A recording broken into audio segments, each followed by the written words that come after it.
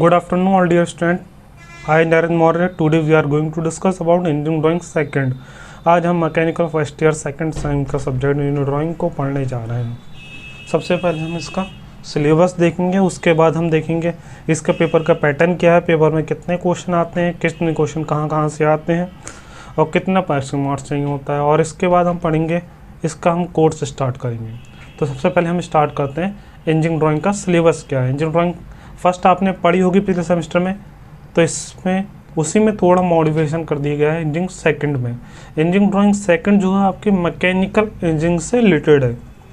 तो इसमें आपको जो आपने फर्स्ट में सीखा था उसी को हम यूज़ करके अलग अलग ड्राइंग को असेंबल करेंगे या बनाएंगे। तो स्टार्ट करते हैं। सबसे पहले हम सिलेबस में देखते हैं, टोटल 8 चैप्टर हैं इसमें। जो आपके 8 चैप्टर हैं इसमें 8वां चैप्टर जो है ये पेपर में नहीं आता है, ये सिर्फ प्रैक्टिकल वाइवा के लिए होता है, मतलब प्रैक्टिकल के लिए होता है। ये इसका आपका पेपर में कोई भी क्वेश्चन नहीं आएगा। 7 चैप्टर से आपके पेपर में क्वेश्चन आते हैं। तो सबसे पहले वह चैप्टर देखते हैं कौन सा है, detail and assembly drawing. Detail and assembly drawing में हम क्या करते हैं, किन्हीं भी दो अवयवों को असेंबल करने के बाद ड्राइंग बनाते हैं। जैसे अगर हम मान लें नट और बोल्ट हैं, तो नट और बोल्ट को असेंबल करने के बाद जो ड्राइंग बनेगी उसे हम कहते हैं असेंबली ड्राइंग। जैसे अगर मान लो एक पेन ये है और एक मैं पेन और दूसरा ले लेता हूँ, तो दो पेन को आपस में मैंने क्या करा, इस तरह से रख दिया। मान लो दोनों को आपस में जोड़ के कोई वस्तु बन रही है, तो जोड़ने के बाद जो वस्तु बन रही है पहले हमें क्या दिया होगा, दोनों अलग अलग दिए होंगे, लेकिन दोनों को हमें एक साथ जोड़कर अपने पास एक डायग्राम बनाना है। फिर उसका जो असेंबली डायग्राम आ रहा है बन के, उस असेंबली डायग्राम का फ्रंट व्यू, टॉप व्यू और साइड व्यू बनाने होते हैं। तो जो पहला चैप्टर है इसमें हमें बनाना होता है असेंबली ड्राइंग। सेकंड चैप्टर है स्क्रू थ्रेड्स। स्क्रू थ्रेड्स में क्या होती हैं, जो नट बोल्ट है या ऐसा कोई भी वस्तु जिसमें चूड़ी बनी होती है, थ्रेडिंग बनी होती है। तो जिसमें चूड़ी बनी होती है, थ्रेडिंग बनी होती है, तो थ्रेडिंग कौन कौन सी होती है, किस किस तरह की होती है, तो उसके डायग्राम बनाने में स्क्रू थ्रेड्स में। थर्ड चैप्टर है nuts and bolt. Nuts and bolts की अगर हम बात करें, इसमें नट और बोल्ट कौन कौन से होते हैं उसके डायग्राम बनाने हैं on the basis of giving dimensions.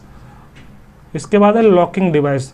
Locking device में हम क्या पढ़ेंगे, जब दो डिवाइस को आपस में असेंबल करने के बाद जब वो लॉक हो जाए, तो लॉक होने के बाद जो डिवाइस आ रहा है उसका एक डायग्राम बनाना होता है जिसे हम कहते हैं लॉकिंग डिवाइस।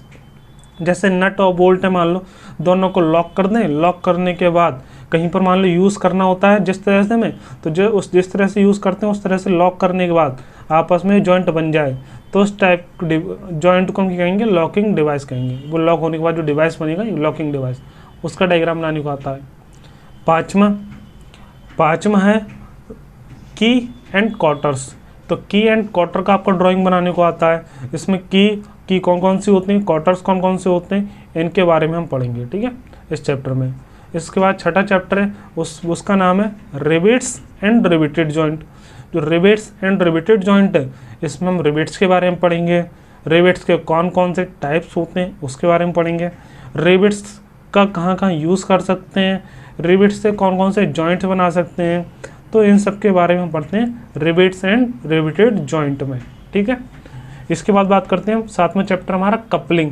तो कपलिंग का जो असेंबल डायग्राम होता है, दो सॉफ्टवेयर को जोड़ने के लिए जो हम यूज़ करते हैं उसे कहते हैं कपलिंग।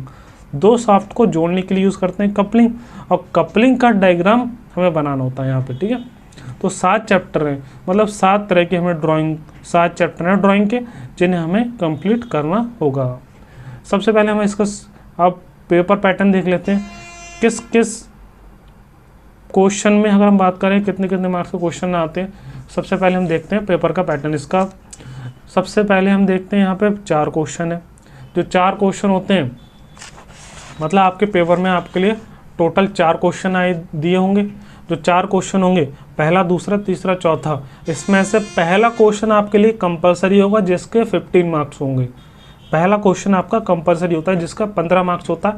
और किस चैप्टर से होता है ये होता है पहले चैप्टर से, डिटेल एंड असेंबली ड्राइंग। मतलब यही चैप्टर आपका सिर्फ 15 नंबर का है। इससे आपका क्वेश्चन आना 100% होता है और इसमें कोई भी चॉइस नहीं होती है। जो पहला क्वेश्चन आपका 15 नंबर का आता है, कंपलसरी क्वेश्चन होता है, ठीक है। तो आपका जो पहला क्वेश्चन आएगा वो 15 नंबर का आएगा, जो कंपलसरी होगा, आपको करना ही करना है, कोई भी इसमें ऑप्शन नहीं दिया होगा। जो सेकंड क्वेश्चन आता है इसमें आपको 2 क्वेश्चन दिए होते हैं, जिसमें से कोई एक क्वेश्चन करना होता है, प्रत्येक क्वेश्चन 15 मार्क्स का होता है। सेम इसी तरह से तीसरा 2 पार्ट्स दिए होंगे, इसमें से एक पार्ट करना पड़ेगा, एक पार्ट आपका 15 मार्क्स का होगा। इस तरह से फोर्थ क्वेश्चन में भी आपको क्या करना पड़ेंगे, 2 पार्ट में से एक पार्ट करना पड़ेगा, जिसमें से एक पार्ट आपका 15 मार्क्स होगा। मतलब आपको पहला क्वेश्चन कंपलसरी है, उसके अलावा तीनों क्वेश्चन में आपको चॉइस मिलती है और प्रत्येक क्वेश्चन 15 मार्क्स का होता है। टोटल कितने का पेपर हो गया, 60 का। तो आपका पेपर होता है 60 मार्क्स का, 60 मार्क्स का पेपर होता है। इसमें जो पासिंग मार्क्स होते हैं मिनिमम पासिंग मार्क्स आपके होते हैं 20। ये आपका पेपर होता है 3 घंटे का। तो इंजीनियरिंग ड्राइंग सेकंड जो है, इंजीनियरिंग ड्राइंग सेकंड 3 घंटे का पेपर होगा 60 नंबर का, जिसमें आपको मिनिमम 20 मार्क्स लाने पड़ते हैं पास होने के लिए। ठीक है, अब हम देखते हैं, आप यहाँ पर हम सिलेबस को स्टार्ट करेंगे। सबसे पहले हम स्टार्ट करेंगे इसका रिवेट्स एंड रिवेटेड जॉइंट वाला चैप्टर। ये आपका बहुत अच्छा चैप्टर है, इसे हम पहले पढ़ेंगे। ठीक है, रिवेट्स एंड रिवेटेड जॉइंट। तो रिवेट्स कितने तरह के होते हैं, रिवेटेड जॉइंट क्या होते हैं, इन सब के बारे में हम पढ़ेंगे 6 चैप्टर में, रिवेट्स एंड रिवेटेड जॉइंट। तो ये चैप्टर हम स्टार्ट करते हैं।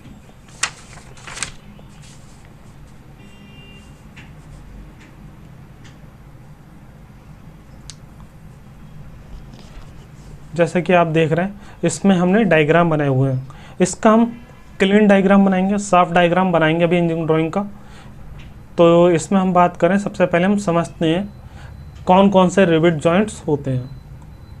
अगर हम बात करें रिवेट जो होते हैं, रिवेट क्या है, एक तरह का रिवेट बात करें यहाँ पर सबसे पहले, तो रिवेट जो होते हैं एक टेम्पररी जॉइंट होता है। जॉइंट कितने तरह के होते हैं, जॉइंट की बात करते हैं सबसे पहले।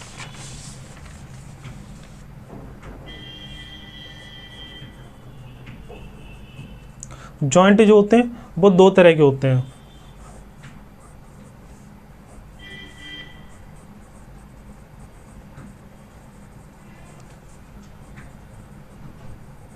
टेम्पररी जॉइंट होता है और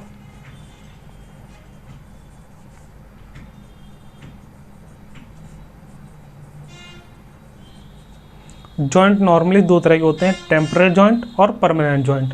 टेम्पररी जॉइंट कौन से होते हैं, टेम्पररी जॉइंट होते हैं जैसे नट और bolt, nuts and bolt. Nut and bolt क्या है, आपका एक टेम्पररी जॉइंट है, जब चाहे जोड़ सकते हैं, जब चाहे नट बोल्ट को अलग कर सकते हैं। तो इस तरह के जॉइंट के आपके क्या कहलाएंगे, टेम्पररी जॉइंट। इसके अलावा अगर हम बात करें, इसके अलावा होता है कपलिंग जो है, कपलिंग भी आपका क्या एक तरह का टेम्पररी जॉइंट है।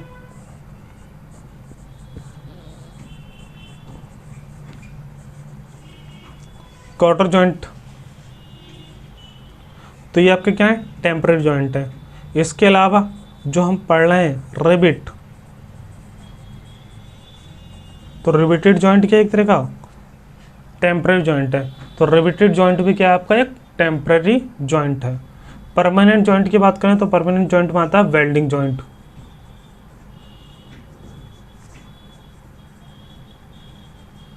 तो परमानेंट जॉइंट होता है वेल्डिंग जॉइंट। अब टेम्पररी और परमानेंट में डिफरेंस क्या होता है, टेम्पररी जॉइंट वो जॉइंट होते हैं जब किसी भी 2 वस्तुओं को हम आपस में जोड़ें और जोड़ने के बाद जो जॉइंट बन जाए, उससे अगर मान लो हमें अलग करना है, तो अलग करते समय अगर जिन 2 वस्तुओं को हमने आपस में जोड़ा है उसमें कोई भी डिफॉर्मेशन, ये कह सकते हैं वो वस्तु में किसी भी तरह का टूटना ना हो, मतलब वो वस्तु किसी तरह से टूटी नहीं।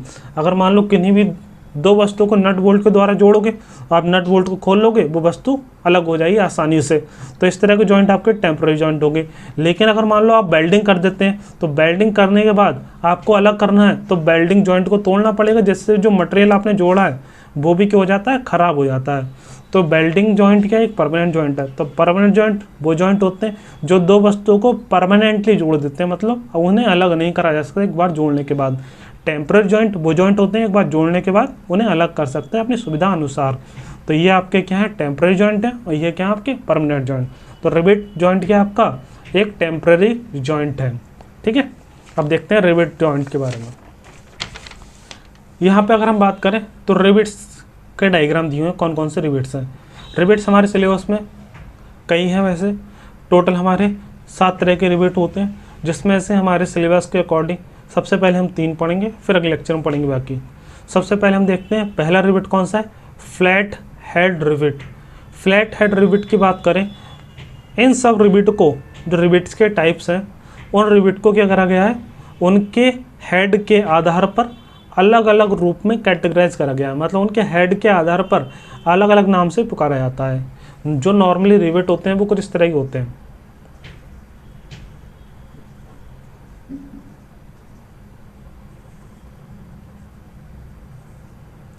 ठीक है, रिवेट जॉइंट जो होता है वो कुछ इस तरह का होता है।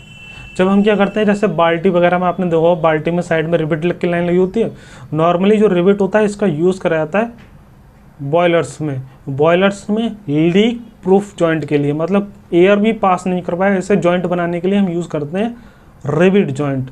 रिवेट जॉइंट की यही खास बात है, उसमें एयर भी पास नहीं होती है जिस जॉइंट, जहाँ पर हम रिवेट जॉइंट करते हैं। तो जो बाल्टी वगैरह है वहाँ पर हम कौन सा जॉइंट यूज़ करते हैं, रिवेट जॉइंट यूज़ करते हैं। तो रिवेट जॉइंट जैसे आप देख रहे हैं कुछ इस तरह से होता है। नॉर्मली जो नीचे का पार्ट होता है उसे हम सैंक कहते हैं, ऊपर वाले पार्ट को हम कहते हैं हेड। ऊपर वाले पार्ट को हेड कहते हैं, नीचे वाले पार्ट को कहते हैं सैंक। तो सैंक तो सबके सेम होंगे, बस हेड अलग अलग हो जाएंगे। हेड के आधार पर इन्हें अलग अलग नाम से पुकारते हैं। अब इन्हें बनाना कैसे होगा वो हम बताएंगे। ठीक है, सबसे पहले हम देखते हैं पहला रिवेट। तो पहला रिवेट कौन सा है, फ्लैट हेड रिवेट। जैसे कि आपको दिख रहा है इसका हेड कैसा है, फ्लैट है। फ्लैट है इसलिए इसे क्या कहते हैं, फ्लैट हेड रिवेट कहते हैं। ठीक है, इसे बनाने का तरीका देखते हैं सबसे पहले, फिर बनाएंगे इसे। फ्लैट हेड रिवेट जो है, इसकी अगर मान लो हम बात करें, डायमेंशन हमें दी होगी या फिर हमें माननी होती है। अगर हमसे पिछली बार जो क्वेश्चन आया था तो उसमें क्वेश्चन में ये कहा गया था कोई भी 3 रिवेट के डायग्राम बनाने थे। तो 3 रिवेट के डायग्राम बनाने थे, तो इसमें से कोई से भी हम बना सकते थे। ठीक है, तो उसमें आपको डायमेंशन नहीं दी थी। अगर डायमेंशन नहीं दी है तब भी आपको इस डायमेंशन के अकॉर्डिंग चलना है जो डायमेंशन इसकी होती हैं। तो रिवेट की एक पर्टिकुलर डायमेंशन होती है, उसी फॉर्मूले का यूज़ करके आपको डायमेंशन निकालनी होती है। ठीक है, तो ये सब आपको डायमेंशन याद रखनी पड़ेंगी कि फ्लैट हेड रिवेट का ये हेड कितना होता है, फ्लैट काउंटर संक हेड का कितना होता है, तो ये सब आपको याद रखना है। तो सबसे पहले हम देखते हैं flat head rivet. Flat head rivet जो होता है, इसका सबसे पहले हमने मान लिया डायमीटर मान लिया। जो हमने रिवेट है उसका डायमीटर मान लिया, सैंक वाले पार्ट का उसका डायमीटर मान लिया हमने d, तो स्मॉल d मान लिया रिवेट का डायमीटर। और जो इसका हेड होता है हमेशा इसके सैंक वाले पार्ट से डबल चौड़ाई होती है उसकी। ठीक है, तो जो हेड की चौड़ाई होगी सैंक वाले पार्ट से क्या होगा, डबल होगा। मतलब ये कितना है, d। तो आपका सैंक वाला d था व्यास इसका, और इसका जो है हेड का व्यास कितना होगा, इसका हेड का जो चौड़ाई होगी वो कितनी होगी, 2d होगी। मतलब इससे डबल चौड़ाई होगी हेड की। ठीक है, अब हम बात करें इसकी ऊंचाई कितनी होगी। ये जो ऊंचाई है यहाँ पर, ये ऊंचाई भी होगी कुछ, तो ऊंचाई जो होगी वो ऊंचाई आपको याद रखनी है 0.25d होती है। मतलब आपका जो भी व्यास होगा उसका 0.25d गुना क्या होता है, उसका ऊंचाई होता है। ठीक है, तो ये आपको फॉर्मूले याद रखने पड़ेंगे इसके। अगर मान लो रिवेट का सैंक का व्यास d है तो उसका रिवेट का हेड की जो चौड़ाई होगी 2d और ऊंचाई कितनी होगी 0.25d। अब मान लो हम कोई एक डायमीटर का मान लेते हैं, कुछ ही मान सकते हैं। डायमीटर मान लिया अगर हमने 20 mm है, डायमीटर अगर हम 20 mm मान लेंगे तो इसकी जो d का मान हो गया 20 और जो चौड़ाई होगी वो कितनी होगी 2d। 2d का मतलब क्या है, 2 इंटू डी का मतलब 40, 2 इंटू 20 40 mm हो जाएगा। और जो इसकी ऊंचाई है, ऊंचाई कितनी हो जाएगी इसकी 0.25d, मतलब 0.25 इंटू 40 कितना आ जाएगा, 5 mm आ जाएगा। तो इन तरह से मतलब इन सब के डायमेंशन आपको पता होना चाहिए। इसमें से आप डी का कुछ भी मान ले सकते हैं, 20 भी ले सकते हैं, 40 भी ले सकते हैं। ठीक है, अपनी सुविधा अनुसार। तो हमने डी का मान लिया 20, तो उसके आधार पे हमने इन्हें इसकी चौड़ाई निकाल ली हेड की और इसके हेड की ऊंचाई भी निकाल ली। तो ये मान आने के बाद आप क्या करेंगे, फ्लैट हेड रिवेट का डायग्राम बनाएंगे। ठीक है, इसकी ड्राइंग करेंगे।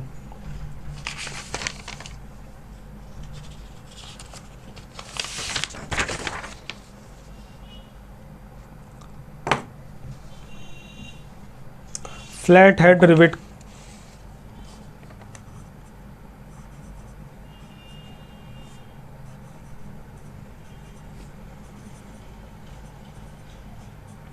फ्लैट हेड रिवेट, ठीक है। फ्लैट हेड रिवेट को हम बनाना स्टार्ट करते हैं। सबसे पहले आपको क्या करना है, जो फ्लैट हेड रिवेट है जैसे कि आपको दिख रहा है, सबसे पहले हम इसके सेंटर लाइन बनाएंगे। सेंटर लाइन बनाने के बाद ड्राइंग करना स्टार्ट करेंगे। तो सेंटर लाइन बना लेते हैं। आपको ड्राफ्टर यूज़ करना है, ठीक है। ड्राफ्टर से डायग्राम साफ बनेगा एकदम।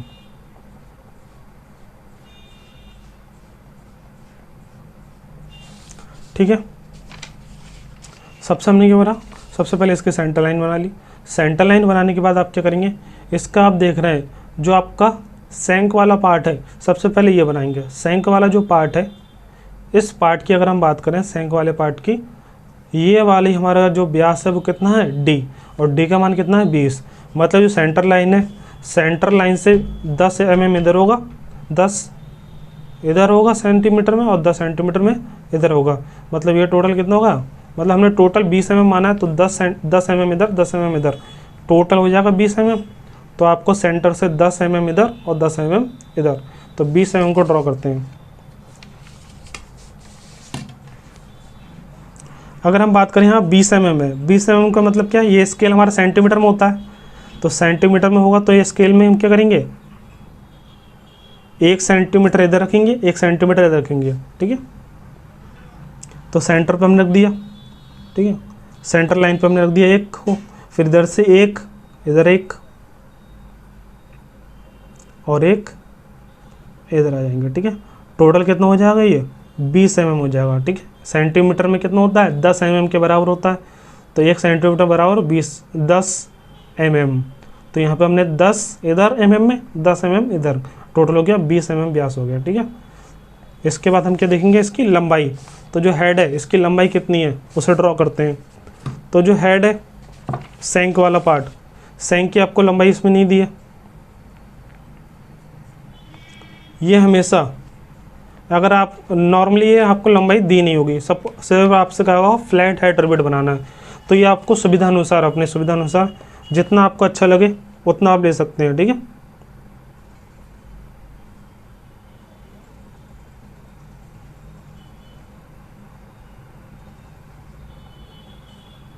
यहाँ से हम 3 mm ड्रॉ कर लेते हैं इसे।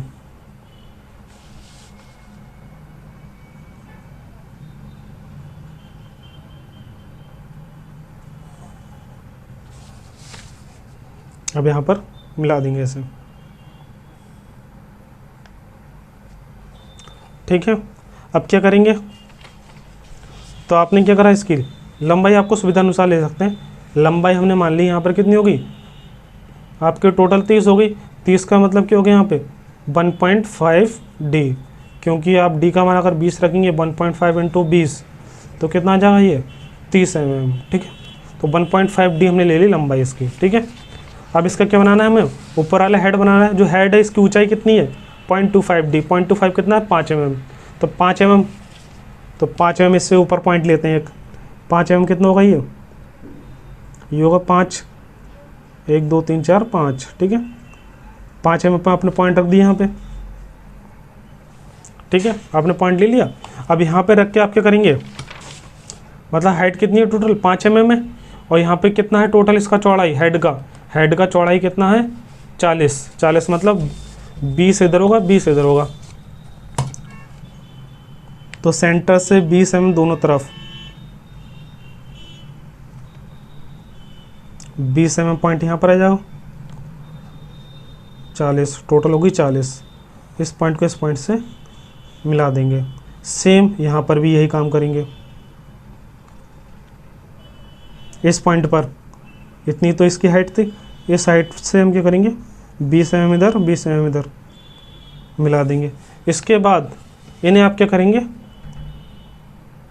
फ्री हैंड्स मिला देंगे, ठीक है। फ्री हैंड कर्व शेप में मिला देंगे हम। तो ये आपका बन गया flat head rivet. Flat head rivet जो है, इसमें हम अगर बात करें सभी डायमेंशंस को हम यहाँ पे शो कर देंगे, ठीक है।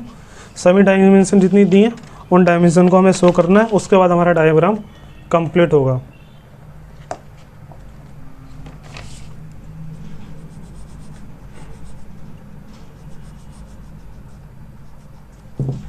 इसको आपको फ्री हैंडेड बनाना है इधर से, ठीक है,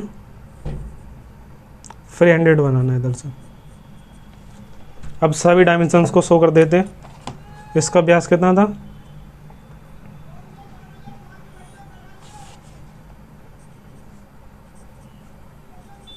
डी, लेंथ कितनी थी,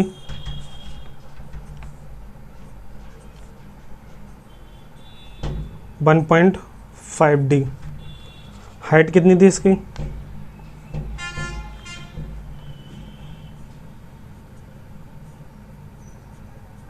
इसकी हाइट थी 0.25 डी, और इसकी चौड़ाई कितनी थी,